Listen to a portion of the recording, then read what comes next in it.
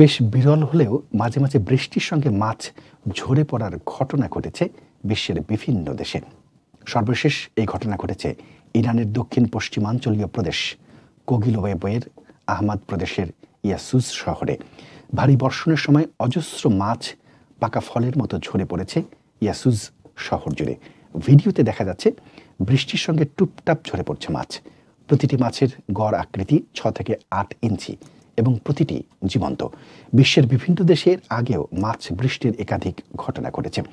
সাগর কিংবা বড় জলাশয়ের তীরবর্তী কয়েকটি শহরে এর আগে ঘটেছে এই ঘটনা।